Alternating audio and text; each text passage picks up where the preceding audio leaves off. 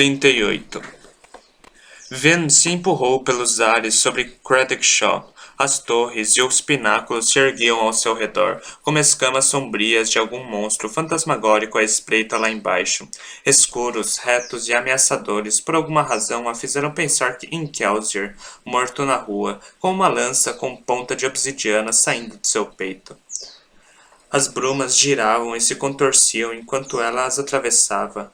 Ainda eram densas, mas o estanho lhe permitia ver um leve brilho no horizonte. A manhã estava próxima. Embaixo dela, uma luz maior se acumulava. Vênus se agarrou a um pináculo fino, deixando que o impulso a fizesse rodopiar no metal escorregadio, tendo uma visão completa da área. Milhares de tochas ardiam na noite, misturando-se e mesclando-se como insetos luminosos. Estavam organizadas em grandes ondas, convergindo para o palácio.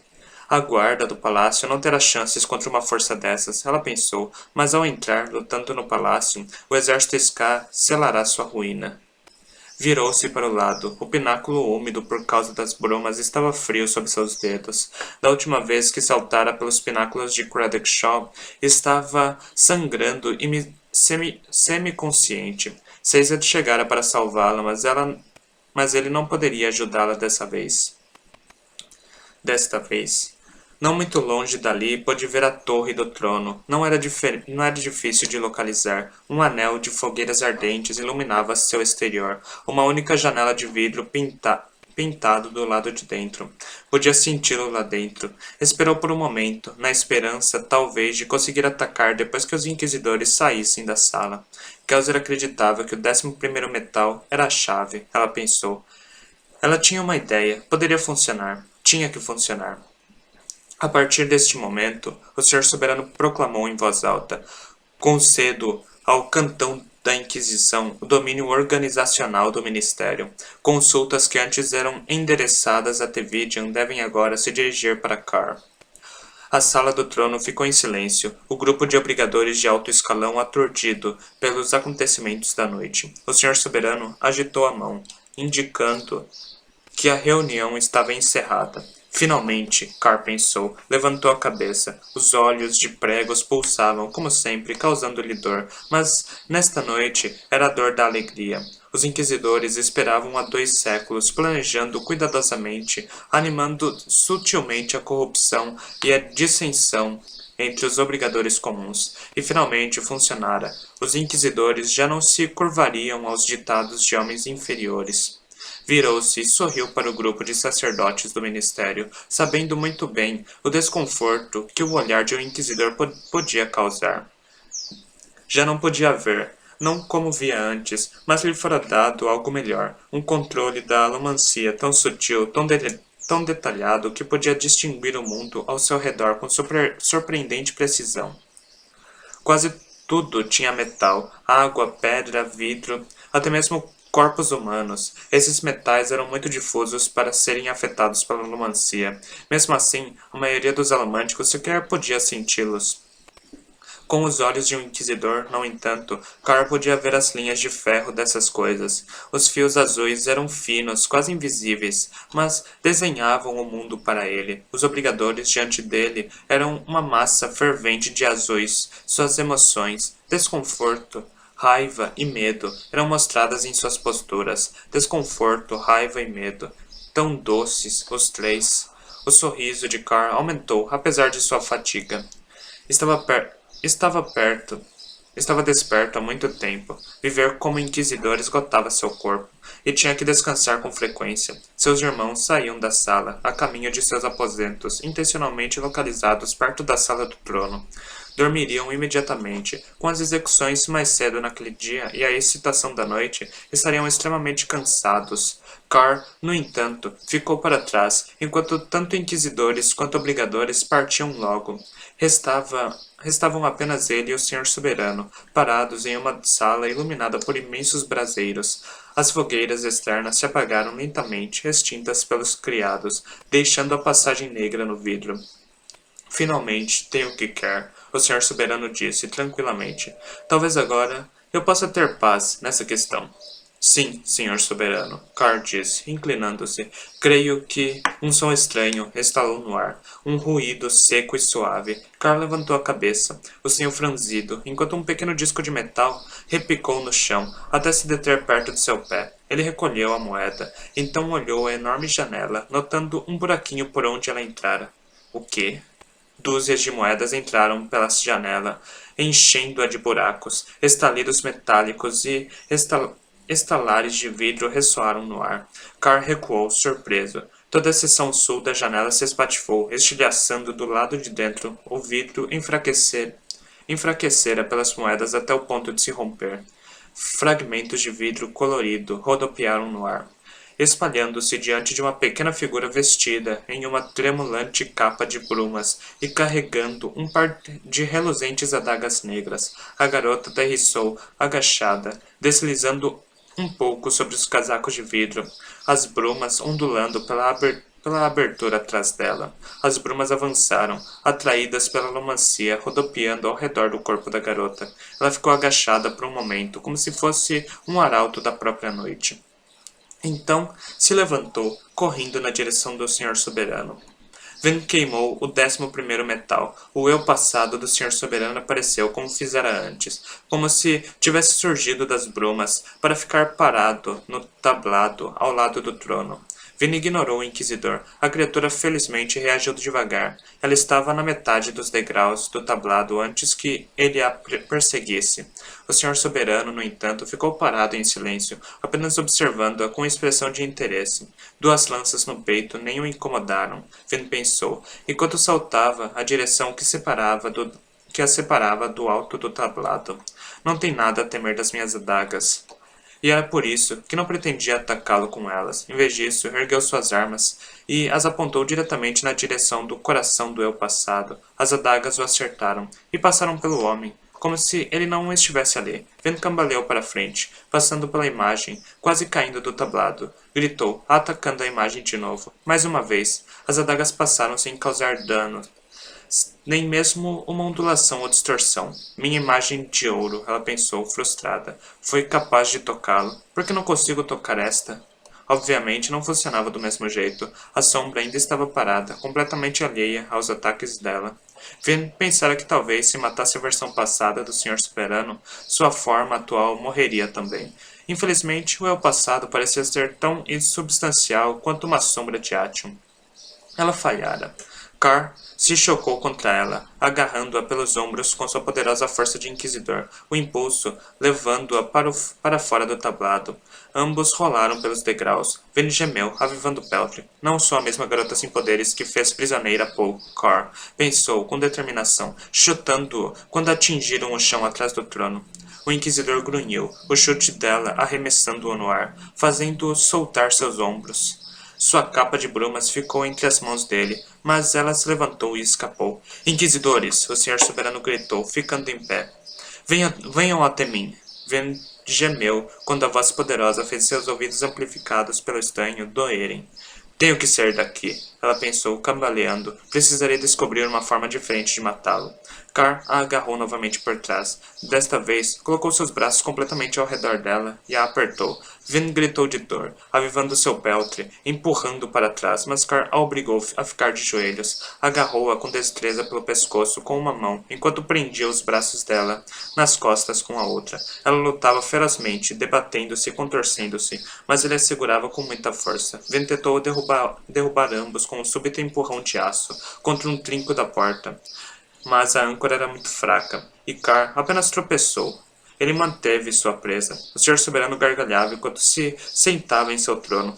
Terá pouco êxito contra Carr, criança. Ele era soldado há muitos anos. Sabe como segurar uma pessoa de modo que não consiga escapar, não importa quão forte seja. Vin continuou a lutar, arfando para respirar. As palavras do senhor soberano se mostraram verdadeiras, no entanto. Ia acertá-lo com uma cabeçada, mas ele estava preparado. Ela podia ouvi-lo junto ao seu ouvido, sua respiração rápida quase, apaixonada enquanto a asfixiava. No reflexo da janela, viu a porta de trás se abria. viu que a porta de trás se abria. Outro inquisidor entrou na sala, seus pregos brilhando no reflexo distorcido, sua túnica escura se agitando. É isso, ela pensou, em um momento surreal, contemplando as brumas que entravam pela janela, quebrada, arrastando-se pelo chão. Estranhamente, não se enrolavam ao redor dela, como normalmente faziam, como se algo as estivesse afastando. Para Ven, pareceu o testamento final de sua derrota. Sinto muito, Kelsier, fracassei com você. O segundo inquisidor se colocou atrás de seu companheiro. Então, estendeu a mão e agarrou algo nas costas de Ven. De Carr. Ouviu-se o som de algo rasgando. Ven caiu imediatamente no chão, afastando em busca de ar. Rolou, recuperando-se rapidamente graças ao peltre. Carr estava sobre ela, oscilando. Então, despencou flacidamente de lado, esparramando-se no chão. O segundo inquisidor ficou parado, segurando o que parecia ser um grande prego de metal. Exatamente como os que os inquisidores tinham nos olhos. Ven olhou para o corpo imóvel de Carr. A parte de trás de sua túnica estava rasgada, expondo um buraco que sangrava bem entre as omoplatas. Um buraco grande o bastante para um prego de metal. O rosto, marcado por cicatrizes de Carr, estava pálido, sem vida. Outro prego, Ven pensou, assombrada. O outro inquisidor arrancou das costas de Carr e ele morreu. Este é o segredo. O quê? O Senhor Soberano gritou, levantando-se. O súbito movimento atirou seu trono para trás. A cadeira de pedra caiu pelos degraus, lançando e quebrando o mármore. Traição! De um dos meus! O novo inquisidor disparou na direção do Senhor Soberano. Enquanto corria, seu capuz caiu para trás, dando a Ven uma visão de sua cabeça careca. Havia algo familiar no rosto do recém-chegado, apesar das cabeças de prego saindo da frente de seu crânio e as macabras pontas de prego saindo pelas costas. Apesar da cabeça careca e das roupas incomuns, o homem se parecia um pouco com Kelsier. Não, ela percebeu, não com Kelsier, com Marsh. Marsh subiu os degraus de dois em dois, movendo-se com a velocidade sobrenatural de um inquisidor.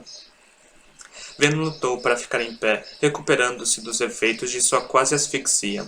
A surpresa, no entanto, era mais difícil de dissipar. Marsh estava vivo. Marsh era um inquisidor. Os inquisidores não o estavam investigando porque suspeitavam dele, pretendiam recrutá-lo. E agora, parecia que ele pretendia lutar com o Senhor Soberano. Tenho que ajudá-lo. Talvez ele conheça o segredo de como matar o Senhor Soberano. Ele descobriu como matar os inquisidores, afinal. Marsh chegou ao alto do tablado. Inquisidores! O Senhor Soberano gritou. Venham! O Senhor Soberano se deteve, percebendo que algo tinha sido colocado ao lado de fora da porta. Um pequeno grupo de pregos de aço, como aquele que Marsh arrancara das costas de Carr, empilhados no chão. Parecia haver 7 deles. Marsh sorriu. A expressão pareceu assustadoramente com os dos sorrisos maliciosos de Kelsier. Ven chegou ao pé do tablado e se empurrou com uma moeda, lançando-se até o alto da plataforma. O horrível poder absoluto da fúria do Senhor Soberano a atingiu no meio do caminho. A depressão, a asfixia cheia de raiva de sua alma, atravessou o cobre, acertando-a com uma força física. Ela avivou o cobre, engasgando de leve, mas não pôde afastar completamente o Senhor Soberano de suas emoções. Marsh tropeçou levemente, e o Senhor Soberano deu-lhe um bofetão muito parecido com o que matara Kelsier. Felizmente, Marsh se recuperou a tempo de se esquivar. Rodopiou ao redor do Senhor Soberano, estendendo a mão para agarrar as costas da túnica negra do Imperador. Puxou-a, arrancando-a pela costura. Marsh ficou paralisado. Seus olhos com pregos lhe conferiam uma expressão ilegível. O Senhor Soberano deu meia volta, acertando o cotovelo no estômago de Marsh, lançando o Inquisidor para o outro lado da sala. Quando o Senhor Soberano se virou, Ven pôde ver o que Marsh vira. Nada. Costas normais, embora musculosas. Ao contrário dos Inquisidores, o Senhor Soberano não tinha um prego atravessando sua espinha. Ah, Marsh, Vin pensou, abatida. Fora uma ideia inteligente, muito mais do que a tola tentativa de Ven com o 11º metal. Mas se provara igualmente inútil. Marsh finalmente atingiu o chão, sua cabeça batendo com força, deslizando até atingir a parede. Ele ficou deitado contra a imensa janela, imóvel. Marsh! Ela gritou, saltando e empurrando-se na direção dele. Mas enquanto ela voava, o Senhor Soberano ergueu a mão distraidamente, vendo sentir um poderoso alguma coisa se chocando contra ela. Era um empurrão de aço contra os metais em seu estômago, mas é claro que não podia ser. Gauser lhe garantira que nenhum alomântico podia afetar os metais que estivessem dentro do corpo de alguém. Mas também dissera que nenhum alomântico podia afetar as emoções de uma pessoa que estivesse queimando cobre. As moedas descartadas dispararam para longe do senhor soberano, espalhando-se pelo chão. As portas se soltaram de suas dobradiças, rompendo-se e afastando-se da sala. Incrivelmente, até pedaços de vidro colorido tremeram e se afastaram do tablado. Viviane foi jogada de lado, com os metais em seu estômago ameaçando sair de seu corpo. Colocou-se contra o chão, quase inconscientemente. Ficou deitada, aturdida, tonta, confusa, capaz de pensar em apenas uma coisa: quanto poder! As moedas soaram quando o senhor soberano saiu de seu tablado. Movia-se em silêncio, despojando-se de sua túnica rasgada e camisa, ficando nu da cintura para baixo, exceto pelas joias que cintilavam em seus dedos e punhos. Vários braceletes finos, Ven notou, perfuravam a pele de seus antebraços. Esperto, ela pensou, lutando para ficar em pé. Leva-os presos para impedir que empurrem ou puxem dele. O senhor soberano balançou a cabeça, pesaroso. Seus passos abriram trilhas nas brumas frias que entravam pela janela quebrada. Parecia tão forte, o torso musculoso, o rosto bonito. Vin podia sentir o poder da alomancia dele quebrando suas emoções mal protegidas pelo cobre. O que pensou, criança? O senhor soberano perguntou em voz baixa. Em me derrotar? Sou algum inquisidor comum. Meus poderes são meras fabricações? Ven avivou Peltry. Virou-se e começou a correr, pretendendo agarrar o corpo de Marsh e atravessar o vidro do outro lado da sala. Mas então ele estava ali, movendo-se com uma velocidade que fazia a fúria dos tornados parecer preguiçosa. Nem mesmo com Peltry totalmente avivado, Ven poderia ganhar dele. Quase parecia indiferente quando a alcançou, agarrando-a pelo ombro e jogando-a para trás. Ele a arremessou como se ela fosse uma boneca, jogando-a contra uma das enormes colunas da sala. Ven buscava desesperadamente por uma âncora, mas ele expulsara todo o metal da sala, exceto...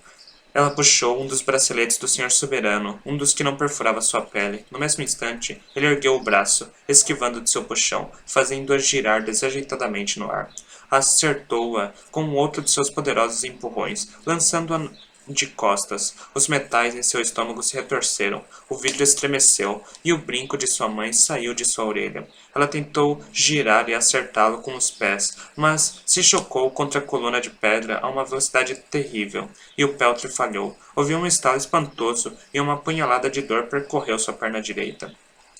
Caiu no chão. Não tinha vontade de olhar, mas a agonia de seu torso lhe dizia que sua perna estava embaixo do corpo, dobrada em um ângulo improvável.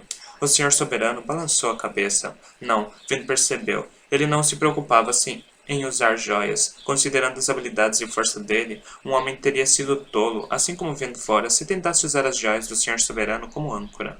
Isso só permitira que ele controlasse os saltos dela. Ele avançou, os pés amassando os cacos de vidro. Acha que é a primeira vez que alguém tenta me matar, criança? Sobrevivi a incêndios e decapitações. Fui apunhalado e cortado, amassado e desmembrado. Até fui esfolado uma vez, quase no princípio. Ele se voltou para Marsh, balançando a cabeça. Estranhamente, a primeira impressão que Ven tivera do Senhor Soberano retornou. Ele parecia cansado, exausto até. Não seu corpo, ainda era musculoso, era apenas seu ar. Ela tentou ficar em pé, usando a coluna de pedra para se apoiar. Sou Deus, ele disse, tão diferente do homem humilde do diário de viagem. Deus não pode ser morto, ele disse. Deus não pode ser derrubado. Sua rebelião. Acha que não via outras como essa antes? Acha que nunca destruí exércitos inteiros por conta própria? O que é necessário para que parem de questionar? Por quantos séculos tenho que provar o que sou para que vocês Sky idiotas vejam a verdade? Quantos homens tenho que matar? Ven gritou quando girou a perna para o lado errado. Avivou seu peltre, mas as lágrimas vieram aos olhos mesmo assim. Estava ficando sem metais, seu peltre logo acabaria, e ela não tinha como permanecer consciente sem ele. Apoiou-se na coluna, a alomancia do senhor soberano a pressionava, a dor em sua perna latejava. Ele é forte demais. Ela pensou, com desespero. Está certo, é Deus. No que estávamos pensando? Como ousa? O senhor soberano perguntou, agarrando o corpo flácido de Marsh, com sua mão cheia de joias. Marsh gemeu levemente, tentando levantar a cabeça. Como ousa? O senhor soberano exigiu saber mais uma vez. Depois de tudo o que lhes dei, eu os fiz superiores aos homens normais. Eu os tornei dominantes. Vina ergueu a cabeça. Através da névoa de dor e desespero, algo disparou. Uma lembrança dentro dela. Ele fica dizendo que seu povo devia ser dominante. Buscou em seu interior, sentindo a última reserva do 11º metal. Queimou-o, olhando através de olhos cheios de lágrimas, enquanto o Senhor Soberano levantava Marsh com uma mão. O eu passado do Senhor Soberano apareceu perto dele, um homem com capa de peles e botas pesadas, um homem com barba e músculos fortes. Não um aristocrata ou um tirano, não um herói, nem mesmo um guerreiro, um homem vestido para a vida fria das montanhas, um pastor, ou talvez um carregador. Reshek, vendo sussurrou. O Senhor Soberano se virou ao ouvir a declaração dela. Reshek, Vendo falou novamente. Esse é o seu nome, não é? Você não é o homem que escreveu o diário de viagem. Não é o herói que foi enviado para proteger o povo. Você é o criado dele, o carregador que o odiava. Ela se deteve por um momento. Você o matou, ela sussurrou. Foi o que aconteceu naquela noite. É por isso que o diário para tão repentinamente. Você matou o herói e tomou o lugar dele. Foi até a caverna no lugar dele e reclamou o poder para si mesmo. Mas, em vez de salvar o mundo, você assumiu o controle. Você não sabe de nada, ele gritou, ainda segurando o corpo flácido de Marsh com uma mão. Não sabe de nada disso. Você o odiava, Vin prosseguiu. Achava que um terrisano deveria ser o herói. Não podia encarar o fato de que ele, um homem de um povo que oprimia o seu, estava cumprindo suas próprias lendas. O senhor soberano levantou uma mão e, vendo de repente, sentiu um peso impossível pressionando-a. A alomancia, empurrando os metais em seu estômago, ameaçava esmagá-la contra a coluna. Ela gritou, avivando seu último resto de peltre, lutando para permanecer consciente. As brumas se enrolariam nela, rastejando pela janela quebrada, através do chão. Do lado de fora, pela janela quebrada, ela podia ouvir alguma coisa ressoando fracamente no ar. Pareciam gritos de alegria, milhares em coro. Era quase como se estivessem torcendo por ela. O que importa, ela pensou, se é o segredo do Senhor Soberano, mas o que isso me diz? Que ele era um carregador, um criado, um terrisano, um feruquimista. Ela olhou aturdida e novamente viu o par de braceletes brilhando nos antebraços do Senhor Soberano. Braceletes feitos de metal, braceletes que perfuravam a pele dele em alguns pontos. Então, não podiam ser afetados pela alomancia. Por que isso? Ele supostamente usava metais como sinal de bravata. Não estava preocupado de que alguém os empurrasse ou puxasse. Ou era o que ele afirmava. Mas e se todos os outros metais que usava, os brincos, os braceletes, a moda que a nobreza imitava, fossem mera distração? Uma distração para impedir que alguém notasse aquele único par de braceletes que ele enroscava ao redor de seus antebraços. Poderia ser realmente tão fácil, ela pensou, enquanto o peso do Senhor Soberano ameaçava esmagá-la. Seu peltre estava quase acabado. Mal podia pensar, mesmo assim, queimou o ferro. O Senhor Soberano podia penetrar em nuvens de cobre. Ela também. Eram iguais de certo modo. Se ele podia afetar metais dentro do corpo de uma pessoa, talvez ela também pudesse. Avivou o ferro. Linhas azuis apareceram apontando para os anéis e braceletes do Senhor Soberano. Todos eles, exceto os dois, em seus antebraços, perfuravam sua pele. Vendo queimou o ferro, concentrando-se, empurrando o máximo que podia. Manteve o peltre avivado, lutando para não ser esmagada, e de algum modo, soube que não estava mais respirando. A força empurrando contra ela era forte demais. Não conseguia fazer o peito subir e descer. As brumas rodopiavam ao seu redor, dançando por causa da alomancia. Ela estava morrendo, sabia disso. Já não podia sentir a dor. Estava sendo esmagada, sufocada. Recorreu às brumas. Duas linhas novas apareceram. Ela gritou, puxando com uma força que jamais conhecera antes. Avivou seu ferro, mais e mais. O empurrão do próprio senhor soberano lhe deu o apoio de que precisava para puxar os braceletes dele. Raiva, desespero e agonia se misturavam dentro dela, e o puxão se tornou seu único objetivo. O peltre dela acabou.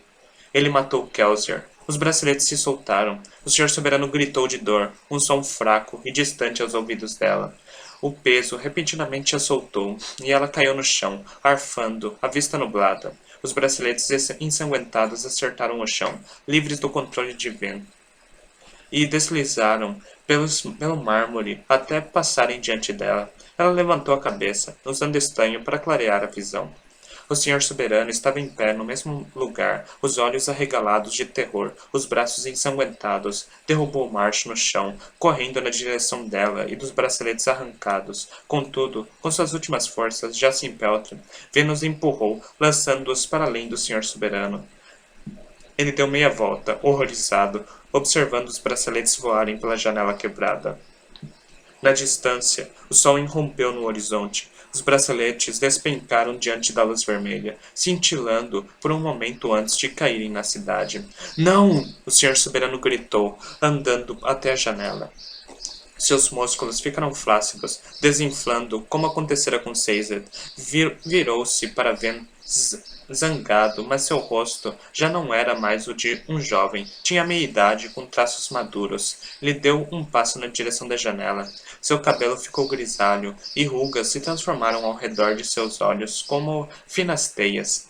Seu passo seguinte foi vacilante. Começou a tremer sob o peso da velhice, as costas encurvadas, a pele flácida e cabelo escasso. Então despencou no chão. Vendo se deitou de costas, a mente nublada pela dor. Ficou ali por um tempo. Não conseguia pensar. Senhora! Uma voz disse, e então Caesar estava ao lado dela. Sua testa molhada de suor derramou algo em sua garganta. E ela engoliu. Seu corpo soube o que fazer. Instintivamente avivou o peltre, reforçando-se. Avivou o estanho, e o súbito aumento de sensibilidade a despertou.